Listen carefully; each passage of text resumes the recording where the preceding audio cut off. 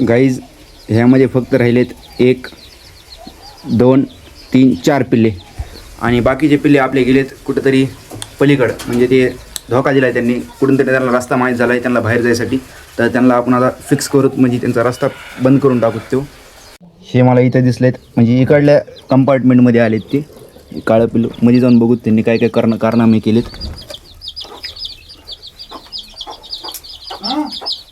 कोंबडा हे इकडं इतक्या लांबींची जायची काय गरज आहे. त्यांचं घर हे आहे आणि ते इकडे गेलेत. म्हणजे इतर आता यांचा बघायला लागेल रस्ता कुठून आहे आणि कुठून बाहेर निघायला लागलेत ते. तर ह्या घरातून डायरेक्ट असे इकडे गेलेत. म्हणजे सगळीकडे पांगापांगी झाली त्यांची. आता त्यांना एका जागेवरती करून टाकूत आणि मध्ये पॅक करून टाकूत. दरवाजा उघडला आता आणि ह्यांना तिकडून आणूत असं असं आणि मध्ये टाकूत. चला चला चला तिकडं. तर ह्यांना काय अडचण झाली काय माहिती, कमून आरडायला लागलीत, काय अडचण त्रास काय आहे आपण बघूत. तर ह्यामध्ये एक कोंबडी, ह्यामध्ये एक आणि ह्यामध्ये नाही काही, ह्यामध्ये एक. तर मला वाटतं तिला पण अंडे द्यायचं आहे, पण तिला जागा सापडा नाही कुठं, म्हणून ती जास्त आरडायला लागली. तर पिल्ले गेले सगळे मध्ये. आता ह्यांना करून टाकू पॅक, बंद करून टाकू त्यांचा दरवाजा. मला वाटतं हे ह्यातून निघत असतील, म्हणजे इथून त्यांना रस्ता निघायला. तर हे बंद करून टाकायला लागेल, पण तसं बी नंतर बंदच होईल. कारण की हे पिल्ले मोठाले होते, मग ह्यातून त्याला ऑटोमॅटिक बसू शकणार नाही, त्यामध्ये ते ऑटोमॅटिक बंद होईल. त्याला काही इतकं करायची गरज नाही वाटते मला. जाऊन दे कॅन्सल, मला कोण जास्त कंटाळा आला आहे त्याला सकाळला. आणि आता मी चाललो आहे गुन्हे आणि टोजोकडं, कारण की टाईम पण झाला आहे त्यांना घरी आणायचा. मी सकाळी त्यांना बांधलं होतं तिकडं चारायला, तर आता त्यांना घरी आणूत, त्यांना पाणी पाजूत आणि बांधून टाकूत. कारण की ऊन जास्त पडायला लागले आणि उन्हाने त्यांना चांगलं नाही ऊन लागलेलं त्यांना.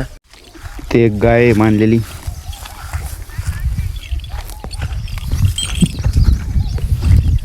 मारला असतं तिने मला आत्ता, पण मारीत नाही जास्त. तर त्यांच्यापाशी आलेत बगळे. Let zoom out, zoom in, हा झूम इन. तर ह्यांचं काय काम आहे, हे बगळे आलेत त्यांच्यापाशी. तर जे पण किडे काय असतात त्यांच्यापाशी, जवळ टोजोपाशी किंवा गुन्ह्यापाशी, त्या दोघांपाशी जे पण किडे असतील काय असतील त्याला खायचं काम करतात ते. तर एक चांगली गोष्ट आहे. हे एक नेचरची. टोजो सांगा सेल्फी. टोजो इकडे, मारू नको, मारायचं इकडे.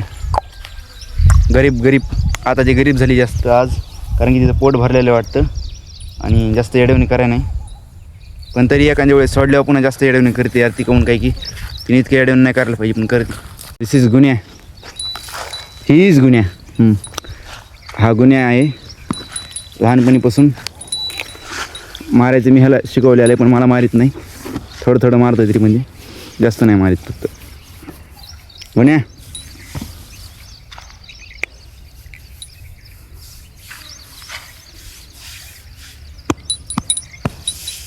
ह्याचे शिंग खूप मोठे झालेत. हॉर्न म्हणू शकतो.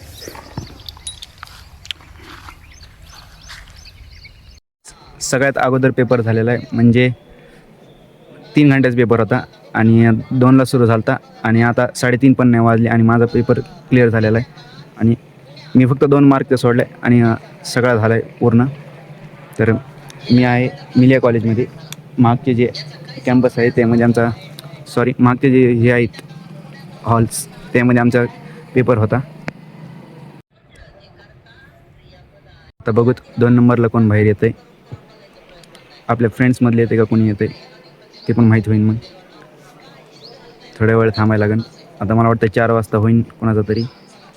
आता 5 मिनिटांनीच होईल. सगळ्यांची होत आली, ते थोडी राहिले होती. गाईज आता चाललो टायपिंगला, कारण की टायपिंग पण महत्त्वाची. आणि आज सोमवार आहे, शनिवारी स्किप केली ती. गाईज आताच माझ्या एक लक्षात आलं की हे हेडफोन माईकचे पण काम करू शकते जेव्हा मी गाडीवरती ब्लॉगिंग करतो. कारण की आता गाडीवरती खूप जास्त नॉईज तयार होते, तर ह्याने पण मी माईक एक यूज करू शकतो. तर हे एक चांगली गोष्ट आहे म्हणजे. मग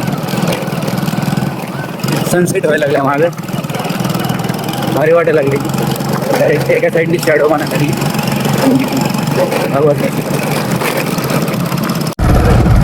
आग लागला काही जात कुत्र वाचलं.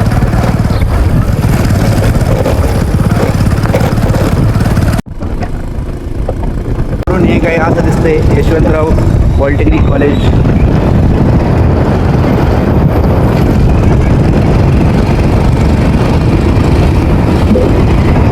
आणि हे गेट मेन आहे, हे गेट कधी उघडत नाहीत, म्हणजे हे उघडतात तिथं. मी खूप दिवस झाला विचार करत होतो की मोटो ब्लॉगिंग नाही केलेली. आता मोटो ब्लॉगिंग करून संडेला करून एक प्लॅन कुठेतरी जायचा, कारण खूप दिवस झालं नाही कुठे ब्लॉग.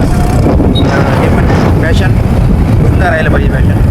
तर संडेला जाईल मी कुठेतरी, बघून डिसाईड करून. रस्त्याची कंडिशन काही बरोबर दिसत नाही मला, किती दिवस लागतात काय माहीत रस्ता नीट व्हायला, अजून पण खराबच आहे.